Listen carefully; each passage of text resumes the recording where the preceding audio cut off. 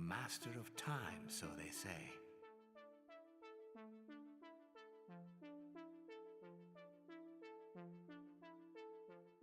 Alright, how's it going, guys? Jeremy Winslow here with Ground Punch once more, and today we are here playing Furi. This game is an indie game by a French studio named The Game Bakers. Yes, The Game Bakers. Came out on the 5th of this month, free for PS Plus, so if you are a PS Plus subscriber, you can go ahead and download this nice little gem for free. Otherwise, $24.99 on Steam. After the PS Plus period has ended next month, $24.99 there as well. But here we are playing this game. Let's go ahead and jump right in. I have been excited for this game for a long time. Well, not a long time like, say, The Last Guardian or Kingdom Hearts 3 or Final Fantasy 15. But I have been excited for this game. I've been looking for this game for about a year now. A friend of mine and I have talked about it since it was revealed late last year. So it's really good to finally have it in my hands to play the damn thing. And I can confirm that it is pretty good. As you can see here, continue. I've played a little bit. I'm on the third boss. If you didn't know, this is a boss rush game. So there's nothing else to the game. It's just you and a boss, one-on-one, mano-a-mano, against another entity of your caliber. So I played a little bit. I'm on the third boss, and it's pretty interesting. It's very interesting. So before we jump into the game, let's go through the menu real quick. So we have new game here. There are two difficulty modes. There's Promenade and Furi. Furi obviously being the recommended difficulty. Promenade, easy. Furi, hard or medium. Furier, as you can see right down there, is hard. Obviously, I can't get to that because I haven't beaten the game. Promenade, the language for Promenade is very funny. Anyone will be able to enjoy the universe and the story, but the game will be much shorter and very easy. Does not unlock trophies, the Furier difficulty, and the speedrun mode. So it kind of sounds as if the developers are like, shame on you for being that kind of person who would choose easy. Which is unfortunate. There's a practice mode, and the practice mode is really nothing too special. You can just go through that boss fight and fight the boss to get a different rank, perhaps get a higher score, quicker time. I believe those upload to a leaderboards, so your friends and the rest of the world can see, so you can be, I guess, so you can show the world your fury, pun intended. There is artwork for the bosses themselves, and I think the higher the rank, the more artwork you see. So as you can see, I have a rank B on the Chain, who is the jailer, and because I don't have an A or an S, I don't have those artworks. And then the same with the Strap, because I got a D, I don't have a C, B, A, or S, I don't have those artworks either. There are also details, so it just shows you the KO, how many hits you've done, the time, things of that nature. So, with that, we'll jump right in. So again, this was made by The Game Bakers. It's a French studio, independent studio. They developed and I believe published this game. I don't know if they put a game out prior to this or if, well, actually they haven't, but I don't know if the employees themselves have put out a game prior to this title or if they've worked on anything outside of The Game Bakers. But this is the studio's first effort. So as you can see there was a little jarring, not jarring animation, but I guess a little directional confusion. Clearly there are fixed camera angles a la the original Resident Evil series, so Resident Evil 1, 2, where the camera is set up in particular spots in the world, and as you walk through those spots, the camera angle changes. Now this is frustrating because in 2016, this kind of fucking shit shouldn't exist, but here it is. It's fine, there isn't too much of a problem with it, but it's like a dream. The breeze, the peace. Feels like we could take off and leave this place behind us. the problem with the fixed camera is that as you're walking, you're all of a sudden turned to a separate direction, which is very frustrating. So you're probably wondering, Jeremy, what the hell? You're just walking. Well, and I actually don't even know where I'm supposed to go. So again, this is a boss rush mode, so there's nothing in between these duels, these one-on-one duels, except for these pensive walking moments where I guess either you can reflect on the boss fight that you just had, or perhaps contemplate the next fight, as there's no way of knowing who the next enemy will be until you actually get to that enemy's location. But you know better. Nothing is what it seems. We're stuck here. The real world is somewhere else, down there. So this masked robot, this masked rabbit, semi-robotic type man thing, nameless. So a lot of the characters are nameless, aside from, you know, some generic moniker like the Chain, the Strap, the Jailer, stuff like that. The combined with some sort of verb or noun. And you yourself are some nameless entity as well.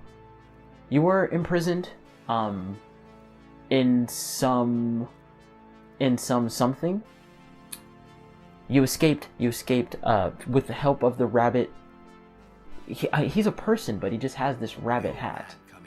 This rabbit mask. To him that meets the eye. A master Floating. Of time, so they say. Walk straight. But if he's such a master, if he saw it all coming, why didn't he do something about it? Why didn't he stop it from happening? Or at least warn me? But look where we ended up. Yeah, so the whole point of the game, as you might have gotten the hint, well, probably not, is to escape. The whole point is to escape this prison, this imprisonment that you're in. There are several, I guess, levels of imprisonment, and now you're just trying to escape through all of the levels.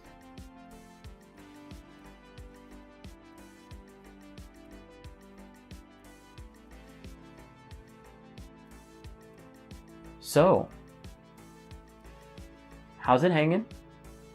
The weather's kind of nice over here. He'll try to play it cool. Easy for him. He chose to be here. But we are definitely not cool with this. We are getting out of here. Well, I'm certainly fucking trying.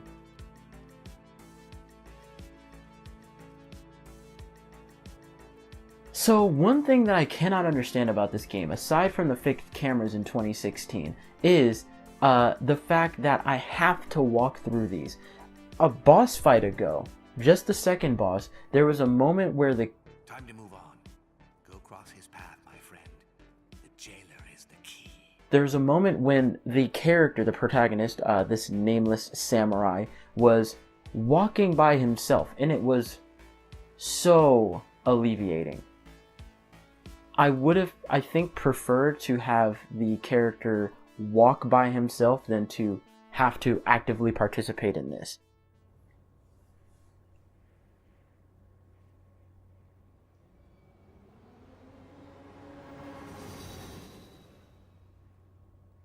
So here we go. Oh, pull out the gun.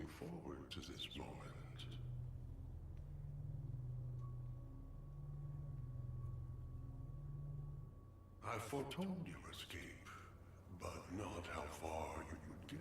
Uh-huh. I am glad you made it to me. Got my Glock on you, man.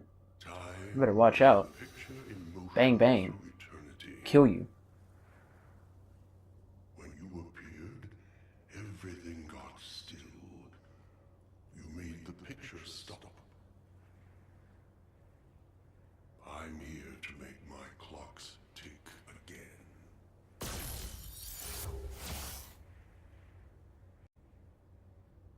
I can't kill you, but I can remove you from my here and now, capture you and bring you back until the next cycle.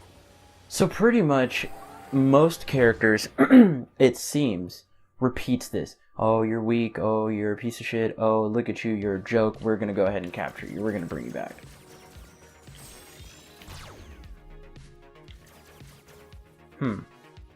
So, gameplay is pretty interesting. It's very simple. Incredibly simple mechanics. There's a shoot, which, well, so, okay. You live under operates like a twin stick shooter. So if you've played any sort of twin stick shooter, whether that be Alienation, I guess Enter the Gungeon's a bullet hell. There are quite a few twin stick shooters, but if you've played any twin stick shooter, it plays a lot like that. So the left stick is to walk around, and of course, right stick is to aim your gun and fire. You have a charged shot, which is R2. You have some slashes, which I'm not going to use right now because there's no point. So yes, you do have a sword. You can use it in close quarters combat. And you have a reflect, a sort of parry, block at the right time, and you'll parry the enemy as well as gain back some HP. So that's always nice. Wow. So up top, as you see on the left hand side of the screen, is my health bar, and I'm getting freaking wrecked. On the right hand side of the screen, on the right hand top side of the screen, should I say, is the enemy's health bar. Now clearly I have done no damage because he's cheating. He has these freaking... Maybe I should just stop shooting him. We're gonna break these, damn it.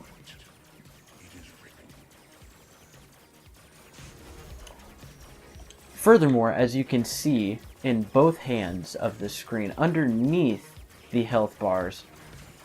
Ooh, I need that. Underneath the health bars are ticks. So those ticks indicate that we have multiple health bars. So yes, this is a, I guess, multi-tiered, multi-layered boss fight. And every boss fight plays out this way. Each boss fight is a little different because each character is different. Each character is unique. They have their own special moves, special abilities, powers, things of that nature, stuff to take into consideration when battling them, their own attack animations, so on and so forth. But every boss fight plays out largely the same. There is an initial period where the enemy is relatively easy, like this. All of this was pretty easy, you just have to shoot him down. And then there's this sort of second stage. This is hecka cheating.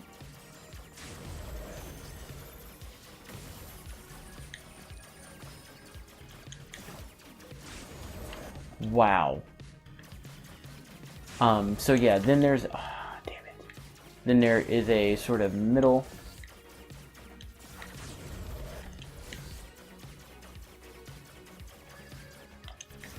A sort of middle fight. And then, I guess a conclusion, a climax, if you will.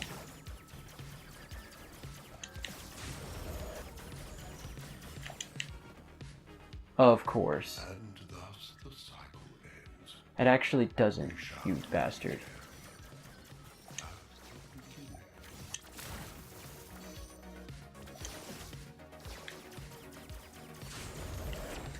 I just want to say, this is a pretty cheap boss fight. So what I've found is that the boss fights themselves aren't particularly hard, but it's more so the way the fight plays out. Like the fact that there is a very noticeable delay before you can dash, as well as the necessity to be absolutely perfect with the parry. Otherwise, you will not parry anything, and it won't even last long enough to be a real block.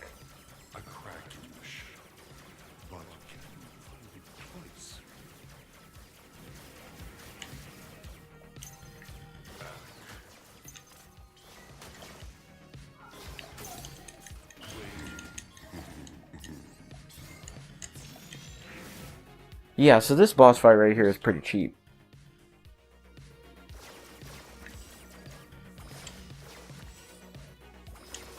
I think I might die.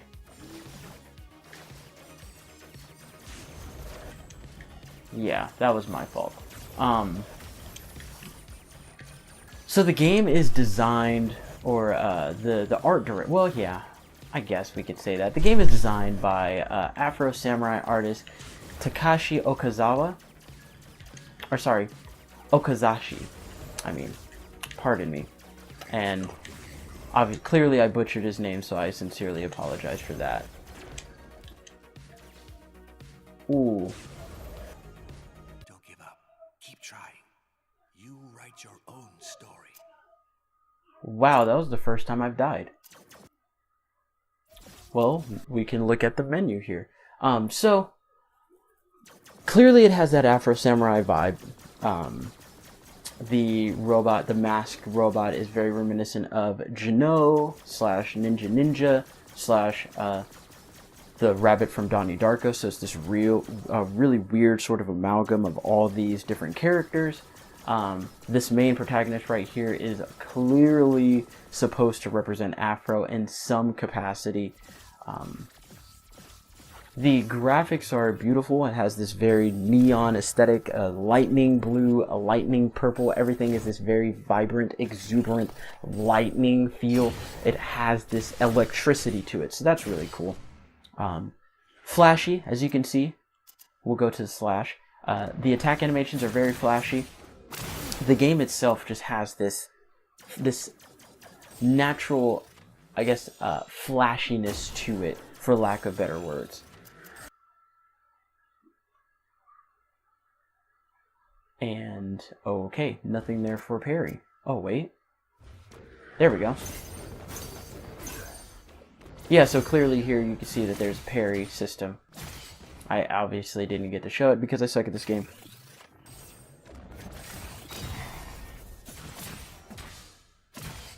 So it's real simple. The game is incredibly simple. X to dash, square to attack, right stick to shoot, left stick to move, R2 to charge, hold square to charge your slash, R2 to charge your bullet.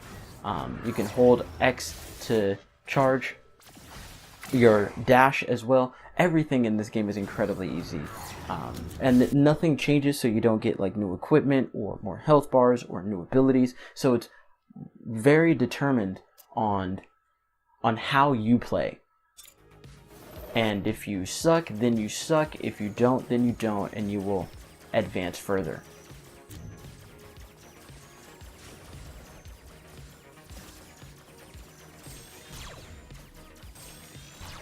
You live under the illusion of control, abandoning the fight. Of course.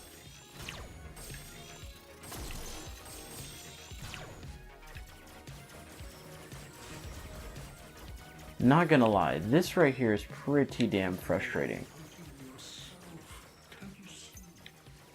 So what's really interesting is that you can shoot. So there are certain orbs that shine green. Very hard to see in this particular level, since everything is so neon, so vibrant. It's almost like Hotline Miami with the amount of colors that are on the screen at one time. Though, I guess a little softer than Hotline Miami is. There are certain orbs that shine green, so I just shot a couple of them. Those orbs that shine green, if you shoot them, they are health. You collect them, you get your health back, obviously. That's one easy way to get your health back without having to perfect the parry, though if you're trying to hashtag get good, then it is wise to perfect parrying. Because not only do you get that instantaneous heal, you also have the chance to stun the enemy to allow for a high damaging slash combo.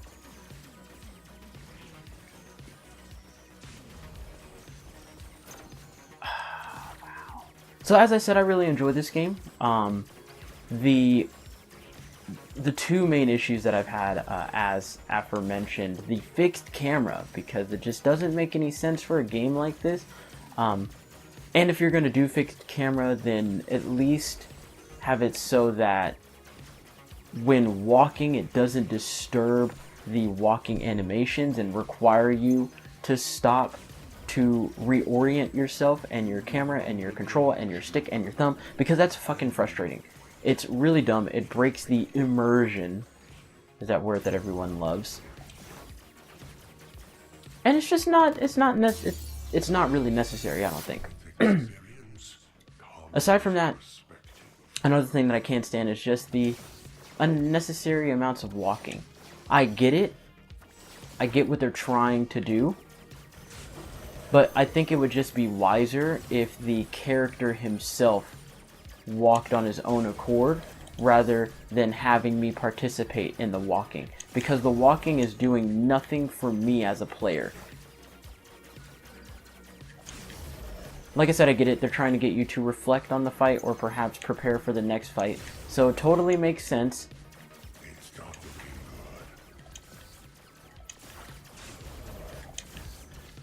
I just wish that I didn't actually have to participate in it. This shit needs to fucking break already. He keeps... And thus the cycle ends. We shall meet again.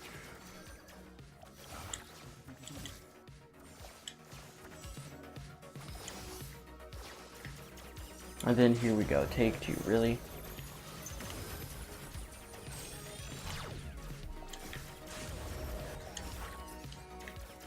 So in some boss fights, many of these orbs right here are deflectable.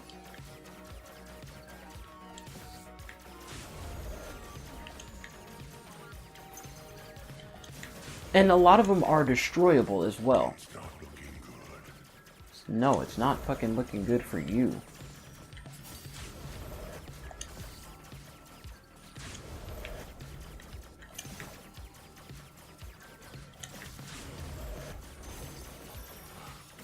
A crack in the shell, but can you find it twice? Now this is super dumb.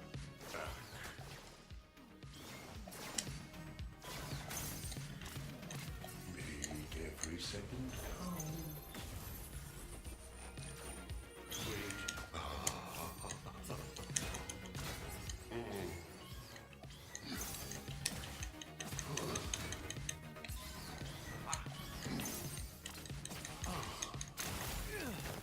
So there we go.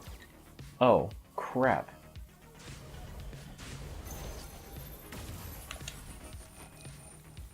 I also like to take it slowly.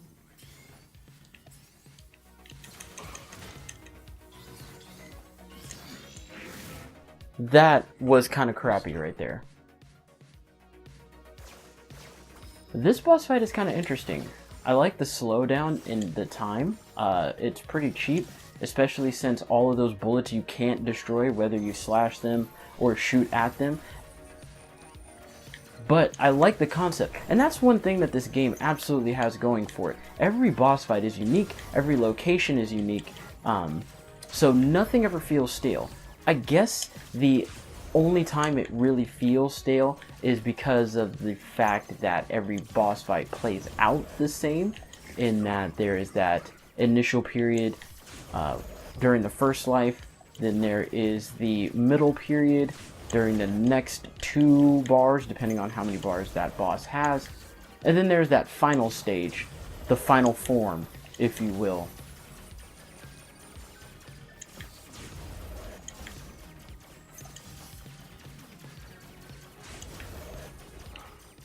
A crack in the shell, but can you find it twice?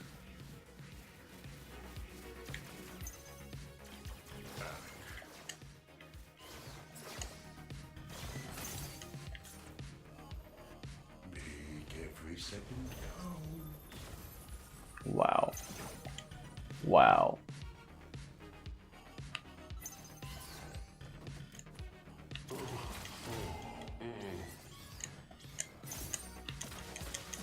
He's gonna kill me again, really?